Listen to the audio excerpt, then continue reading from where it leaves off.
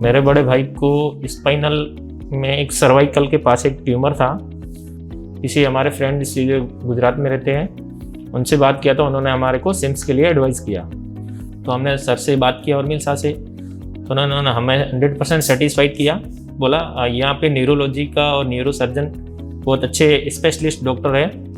तो उन्होंने हमारे को टीके गणपति सर से मिलवाया।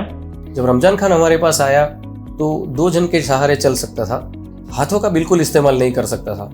जब MRI की जांच की तो हमने देखा कि गर्दन की जो रीढ़ की हड्डी है, जो बिल्कुल छोटे दिमाग और ब्रेन के बगल में है, वहाँ अंदर करोड़ के बगल में, बिल्कुल बगल में छुपे हुए करोड़ को 2 नंबर की करोड़ की रीढ़ की हड्डी से शुरू होकर 6 नंबर की रीढ़ की हड्डी तक लगभग 2 से 3 इंच लंबी और बहुत बड़ी, इतनी बड़ी ट्यूमर रीढ़ की हड्डी के अंदर गर्दन में, जो करोड़ को बिल्कुल दबा के रखा था। 90% जो करोड़ की जगह थी वो ट्यूमर से भरा हुआ था और सिर्फ 10% जो भाग था रीढ़ की हड्डी के अंदर, उसके अंदर हमको करोड़ दिख रहा था। सभी जगह पेशेंट को ऐसे बताया गया कि जिंदगी भर आप पैरालिसिस से पीड़ित होंगे ऑपरेशन के बाद और कभी चल फिर नहीं सकेंगे। तो सर ने हमारे को कुछ डायग्नोस्टिक के आधार पर सारा चीज़ बताया कि ये ऐसा ट्यूमर है, इसके लिए ऑपरेशन बहुत ज़रूरी है।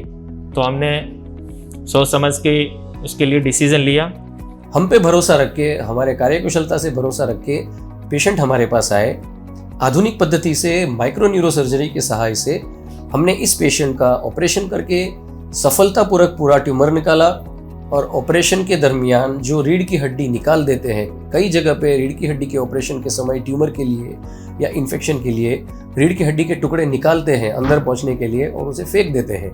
पर हमने नया टेक्निक लगा के, जिसको लेमिनोप्लास्टी बोलते हैं, उस रीढ़ की हड्डी को वापस लगा के ट्यूमर निकाल के पेशेंट दूसरे दिन से हाथ के मूवमेंट आने लगे, पेशेंट सहारे से चलने लगे और पेशेंट खुशी खुशी घर चले गए।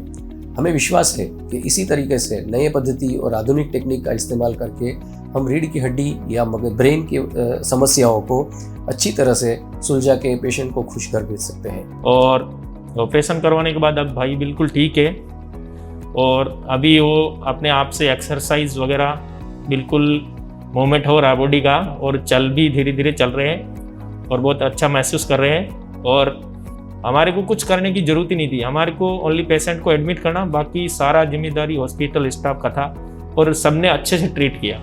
और डॉक्टर सर से एक नहीं आप 10 बार भी पूछोगे तो एकदम अच्छे से बताएंगे। और मैं गणपति सर का लास्ट में बहुत बहुत उनका हार्दिक आभार करता हूँ। इन्होंने इस ऑपरेशन को सक्सेस करके हमें संतुष्टि मिली और हम उनके बिल्कुल 100% आभारी हैं।